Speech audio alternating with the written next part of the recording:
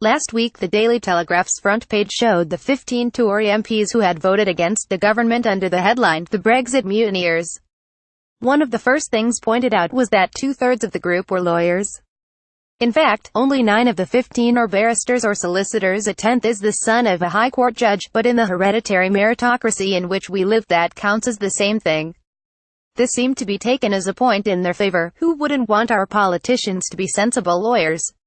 Certainly, it contrasted with the disdain shown for journalist politicians, like Michael Gove or Boris Johnson.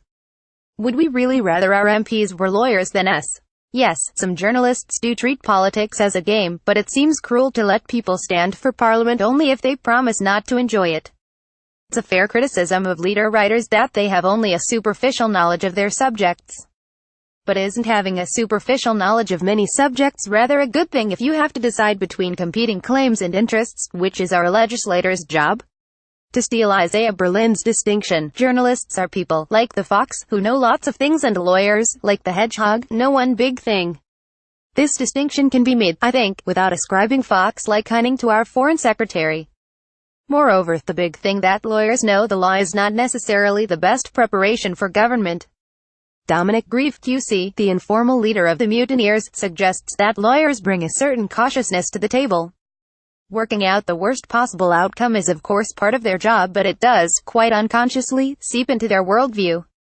I have felt it myself. Halfway through my law course, a friend was telling me about 2 people who had moved in together and were very happy. And I remember feeling surprised at this until I realized that I had spent the last term studying land law and equity. For months, every story I had heard that began, C and D were in a relationship and decided to move in together, had ended in disaster and litigation, a morality tale about the consequences of living in sin without a solicitor drawing up the needful paperwork. I have a dear friend who is a barrister specializing in road accidents. She refuses to travel anywhere by car because she has seen too many crashes. If I were married to her, I should be irritated at having to travel everywhere by bus, but her husband is a family law specialist and they are famously docile spouses. They have seen too many divorces. There is nothing wrong with being cautious. But lawyers have a counterbalance: clients, people to tell them that actually they do want to drive, or divorce, or put their trust in the person they love. Sensible businessmen and women know that lawyers are there to advise, but eventually there comes a point when they have to say, yes, I see the risks, but this is what I want to do, now get back to the office and sort out the paperwork. Without this counterbalance, lawyers retain the mental attitudes of their professional practice. For lawyers in politics, the elimination of risk becomes the highest aim of government. It is not, and should not be. And while it's good to have MPs with differing attitudes to risk, the optimum level is somewhere between the extreme risk-aversity of lawyers and the boldness of us. There is another danger to having too many lawyers in Parliament. Like the hedgehog, their one big thing envelops them completely. When Harry Mount wrote an article here suggesting some barristers were overpaid and that some work reserved to lawyers could be done by an intelligent layman, the letters page of this magazine and the comment pages of others were filled with the angry reactions of QCs and senior solicitors. No one else does this. If the Spectator's food critic says a certain restaurant is rotten, or the food costs too much, Gordon Ramsay doesn't write in to defend the institution of restaurants.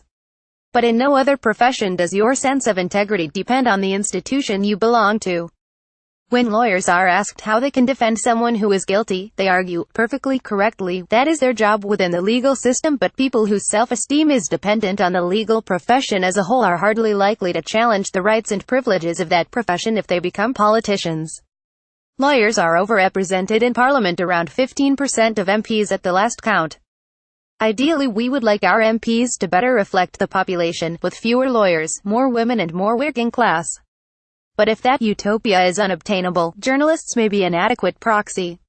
Yes, their political views may just be the intellectual justification of gut instincts, but doesn't that make them representative of us all?